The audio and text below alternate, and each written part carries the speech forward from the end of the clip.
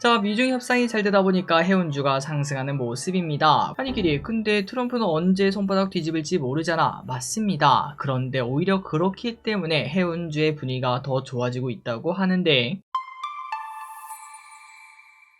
네, 안녕하세요. 주식은 역시 기리기리새 기리십니다. 안녕하세요, 기리분들. 자, 대세 상승의 출발 초입에 있지 않을까라는 생각이 드는 오늘 하루입니다. 오늘도 같이 공부해보도록 하겠습니다. 같이 공부하시죠. 렛츠 기리. 자, 첫 번째입니다. 어제 공부했어야 됐던 인투셀을 오늘 한번 확인해보도록 하겠습니다. 자, 데이터가 늦게 떠서 오늘 이렇게 보게 되는데요. 이 친구 인투셀은 오늘부터 내일까지 청약을 하는 기업으로 ADC 항체 약물 접합체 플랫폼 연구 개발 기업이라고 합니다. 쉽게 바이오 기업이라고 하죠. 자, 그리고 참고로 이 친구는 리가켄바이오 상장사입니다. 이 친구의 공동 창업자가 설립해서 주목을 받았던 회사라고 하고요. 그리고 이 친구는 삼성 바이오에피스와 ABL 바이오의 기술 이전을 하기도 했었던 회사라고 합니다. 그래서 수혜지 결과가 어땠나? 매우 좋았습니다. 원래는 보통 바이오는 그 공모주 시장에서 인기가 없기 마련이거든요. 그럼에도 참여 기관 수가 2391건, 경쟁률은 1150대 1을 기록하는 모습, 그리고 의무 확약도 12%나 있었고요. 공모 밴드는 당연히 17,000원이 상단인데 상단에 확정이 되었다고 합니다. 자, 데이터를 봤을 때 뭐 이거는 청약을 안 할 수가 없겠죠. 당연히 청약을 진행하시면 될 것 같고, 주관사는 미래에셋 증권 20주 기준 17만원이 필요합니다. 저 기릿은 청약하도록 할게요. 자, 그리고 최근 들어 바이오주 흐름이 뭐 그렇게 뜨겁지는 않습니다. 하지만 그렇다고 아직까지 뭐 내리막길을 향해 가고 있다 이렇게 말하기는 어렵기 때문에 지금 바이오 공모주 아직까지는 괜찮을 것 같습니다. 다음입니다. 어제 미국은 폭등 마감. 자, 트럼프가 지난주에 말했죠. 지금 당장 나가서 주식을 사야 된다. 네, 그렇습니다. 이 사람은 이상한 사람은 맞지만 거짓말은 하지 않아요. 그냥 돌직구만 날립니다. 자, 미중 무역 협상 결과가 잘 나오면서 미국 증시가 상승하는 모습을 나타냈고요. 대부분의 관세 및 무역 장벽을 90일간 일시 중단하기로 했으며, 미국은 145까지 올라갔던 관세가 30%로 내린다고 했고, 중국은 125까지 맞불을 났지만 10%로 인하를 했습니다. 자, 참고로 여전히 미국은 30%인 이유가 뭐냐? 상호 관세 10% 플러스 20%짜리 펜타닐 관세 때문에 30%라고 하는데, 어쨌든 예상보다 더 서프라이즈 나왔습니다. 뭐 일각에서는 60% 70% 이런 얘기도 했었죠. 하지만 이게 30%까지 떨어지다 보니까 증시는 더욱더 강하게 반응하는 모습입니다. 당분간은 증시 계속 올라간다고 볼 수 있겠죠.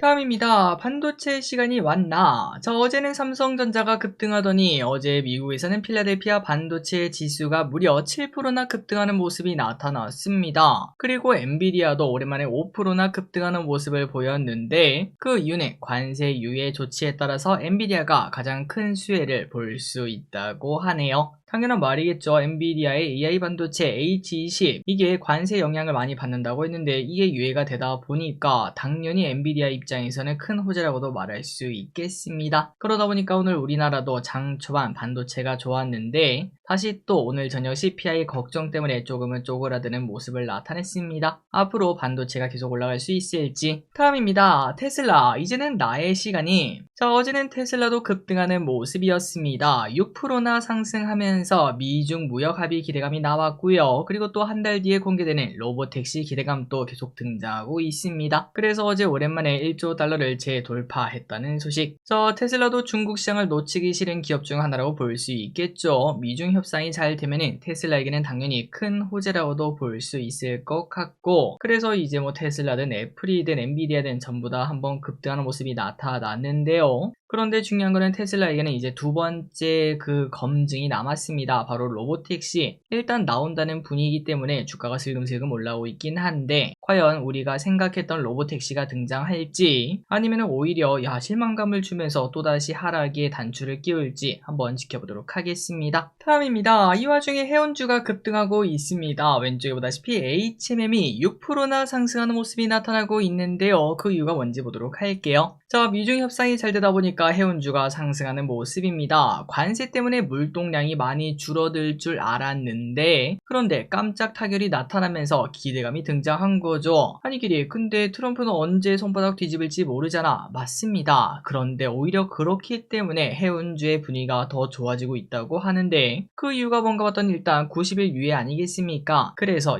지금 미래는 진짜 아무것도 모른다. 차라리 지금 90일 내에 보낼 수 있는 거 다 보내놓자. 이러한 얘기가 나타나고 나타나고 있다고 합니다. 그렇다면 당연히 물동량이 크게 늘어나고 해운주의 수익은 당연히 좋아질 가능성도 높아지겠죠. 그래서 오늘 HMM 등이 상승하는 모습을 나타내고 있는데, 그런데 아마 투자하신 분들은 다 아실 겁니다. HMM 쉬운 종목 절대 아니거든요. 항상 공매도 공격은 둘째 가라면 서럽게 두드려 맞는 친구고, 그리고 기관들의 목표 주가도 아직은 좀 애매한 모습입니다. 과연 여기서 더 오를 수 있을지 지켜보도록 하겠습니다. 참고로 HMM의 월봉입니다. 야, 월봉은 참 이쁘죠. 그때 코로나 때 물동량이 미칠 듯이 늘어나면서 4,000원에서 51,000원까지 갔다가 쭉 미끄러지는 모습인데, 과연 여기서 다시 한번 더 영차할 수 있을지. 다음입니다. 그리고 미중 무역 협상은 2차 협상도 곧 있을 것이라고 합니다. 미국 재무장관은 몇 주 내로 협상할 것이라고 말을 했고요. 기대감을 불러일으켰다고 하네요. 그래서 이 분위기는 최소 한 달은 넘게 갈 것 같은데, 중요한 거는 그래도 트럼프다라는 겁니다. 실제로 과거 트럼프 1차 집권 때도 중국과 협상을 한 후 한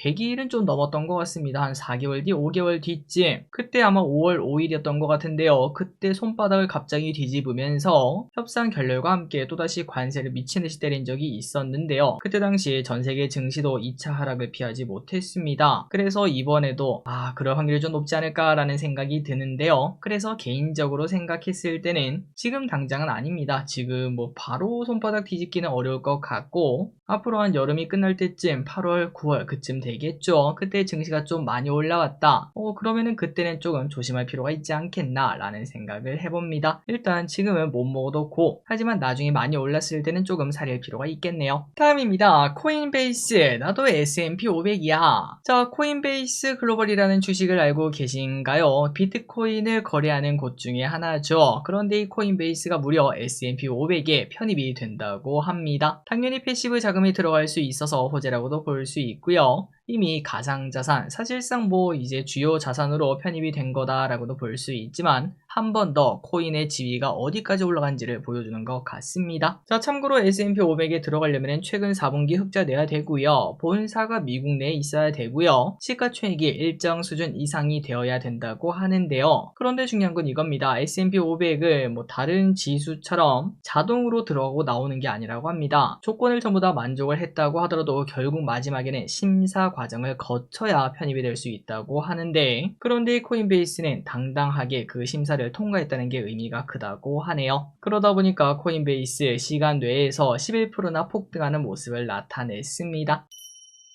다음입니다. 젤렌스키, 트럼프, 님도 끼셈. 재건에 대한 기대감은 계속 나타나고 있죠. 이 와중에 젤렌스키 대통령이 이번에 튀르키예에서 회담을 할 건데, 트럼프도 초대를 했다고 합니다. 그리고 트럼프는 기회만 되면 참석하겠다 이렇게 말을 하긴 했는데, 그런데 이 사람은 뭐 당연히 참석할 것 같습니다. 잘 되는 시나리오라면은 당연히 숟가락 올리러 가야겠죠. 과거부터 이 사람은 노벨 평화상도 노리시던 사람이라서 아마도 트럼프가 이제 협상장이 나타날 것을 예상을 해볼 수 있겠습니다. 과연 어떻게 될까요? 그리고 주요 관련주의 차트를 보니까 대동기업 차트가 이게 좀 이쁜 것 같더라고요. 이런 식으로 한 번, 두 번, 세 번이 가능할지, 그리고 전진건설 로봇도 마찬가지 흐름이 가능할지 지켜보도록 하겠습니다. 다음입니다. 달바글로벌 수요 예측 흥행. 자, 어제까지 청약을 진행했던 달바글로벌 무조건 청약을 해야 되는 기업이었죠. 시가총액이 상당히 큰데도 흥행에 성공했으며 7조 원이나 몰렸다고 합니다. 화장품에 대한 분위기가 지금 현재 나쁘지 않죠. 그런 상황에서 적절한 타이밍에 상장하는 것 같고, 다만 정말 놀라운 사실 하나만 알려드리자면은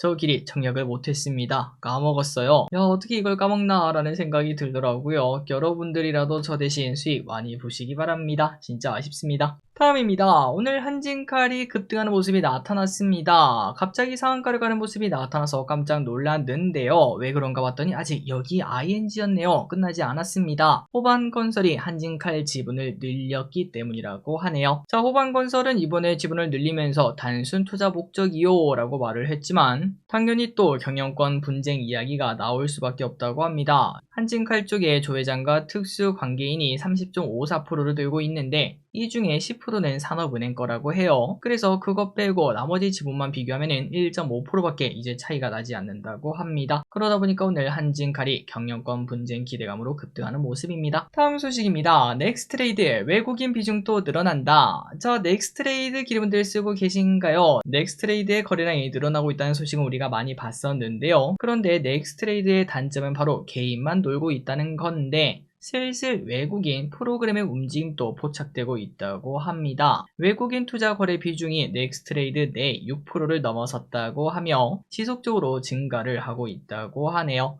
그리고 또 곧 기관도 들어올 것으로 보인다고 합니다. 자, 그러다 보면 결국 장전, 그 다음에 장후 거래에서도 의미 있는 움직임이 나타날 확률이 높을 것 같은데 우리에게 긍정적인 분위기가 되었으면 좋겠습니다. 다음입니다. 하이트진로 맥주 출고가 인상. 자, 하이트진로의 맥주 값이 오른다고 합니다. 28일부터 2.7% 인상한다고 하니까 맥주를 좋아하시는 분들은 미리 사놓으시면 될 것 같고요. 다만 소주 가격은 오르지 않는다고 합니다. 맥주만 오르고요. 그리고 또 맥주 내에서도 우리가 많이 먹는 500ml, 그러니까 캔맥주죠. 캔맥주와 필라이트 등 일부 품목은 가격을 유지한다고 하니까 혹시나 뭐 피처나 병맥 이런 것들을 좋아하신다면 조금 미리 사놓으시는 것도 괜찮을 것 같습니다.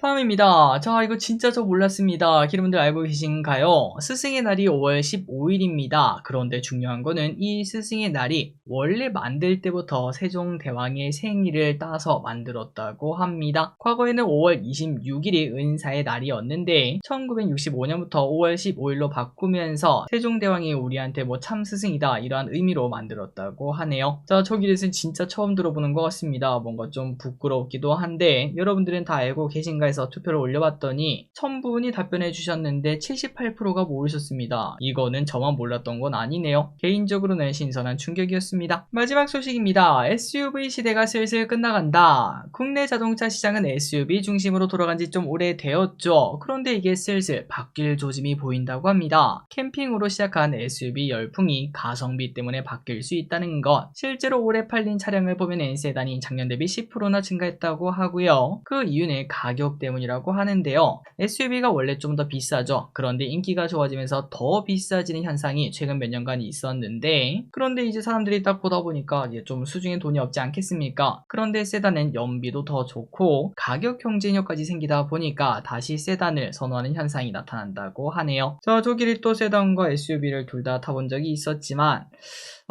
SUV는 그 튼튼한 맛이 있고 그리고 세단은 약간 섹시한 맛이 분명 존재하고 있죠. 다만 아직까지는 SUV가 조금 더 좋긴 합니다. 사고 나도 안 죽겠지 이러한 마음이 크더라고요. 어쨌든 SUV 시대가 또 저물게 될지 보도록 할게요. 자, 오늘의 공부 여기까지 끝났습니다. 항상 이렇게 같이 공부해서 진심으로 감사합니다. 지금까지 길이셨습니다. 빠이요.